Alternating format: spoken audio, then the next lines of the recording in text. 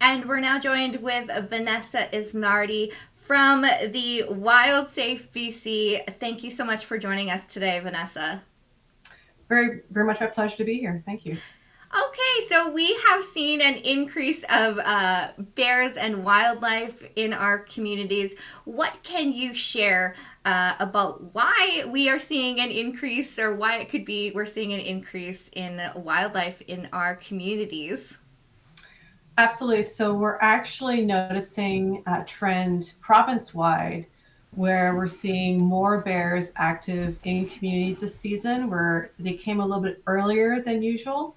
And very often bears will come into communities seeking out sources of food, especially at this time of year because they need over 20,000 calories per day. So they're a little hangry right now. Yeah. They need to put on all this fat in order to survive the winter when they don't eat, drink, they don't even defecate in their dens. So that's a long time to go without eating food. So right now they're very active, over 14 hours a day. They could be active day or night, seeking out food sources. And what we're noticing this year is because of the dry weather that we had over the season, a lot of and the heat, a lot of the natural foods ripened early. So they love berries. Berries are a prime source of sugar for them, and that's how they put on their fat.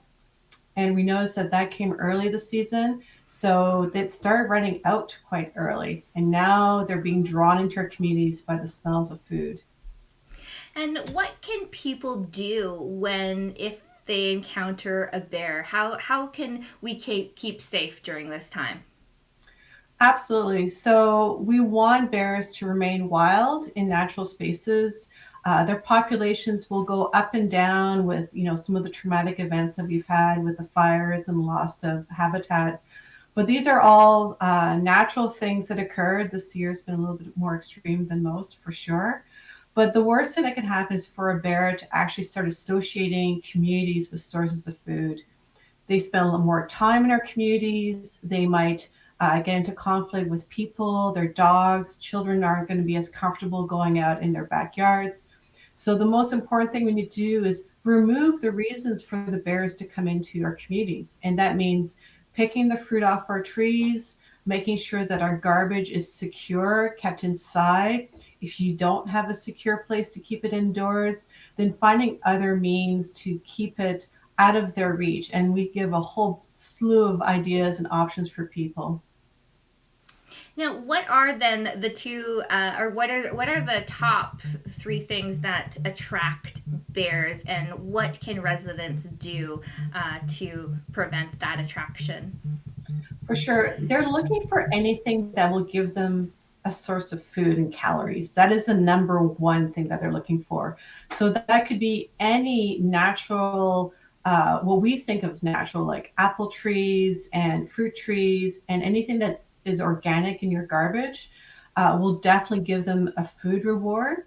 So these are the things that we want to make sure we secure. And I know fruit trees are really hard for people. So I just did an electric fencing workshop in Penticton showing people that electric fencing is an option for people to keep their trees safe. It prevents the bears from causing damage to the tree and then allows people time to pick the fruit.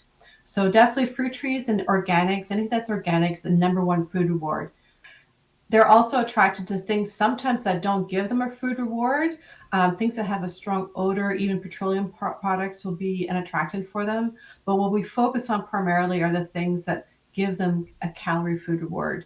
Also, small livestock and beehives are very attractive to bears as well.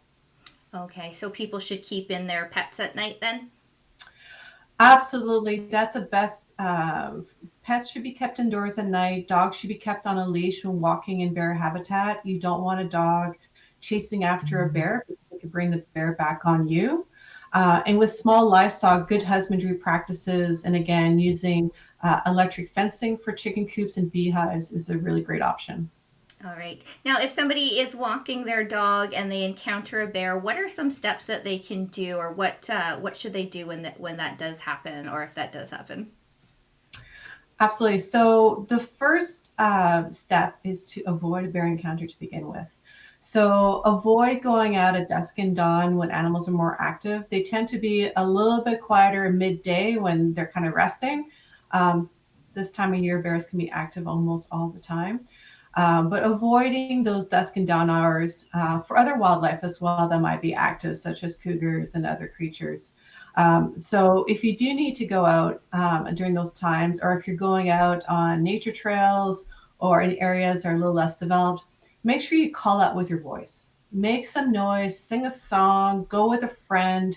Always best to walk with someone. And just making that noise will alert the bear of your presence. And they generally tend to want to avoid us. 80% of their diet is plant based. They don't see us as prey. They want to avoid us as much as possible. So make noise. If you do see a bear, it's really important not to run.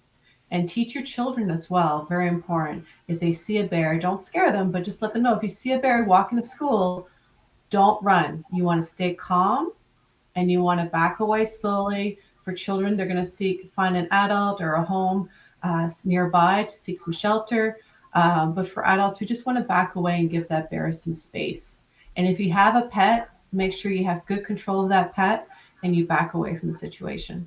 All right. If people want to learn more about wildlife and bear safety, where can they go? Absolutely. So on our website, wildsafebc.com, we have tons of information on all sorts of wildlife, black bears, grizzly bears, cougars, wolves, coyotes, you name it, any animal we come into conflict with practically. And we also have a free course that's 30 minutes long that really goes into much more detail and will help you be more prepared when you're recreating in bear country. And you'll find a link to that on our website as well. All right. Thank you so much for joining us today, Vanessa. Thanks for having me.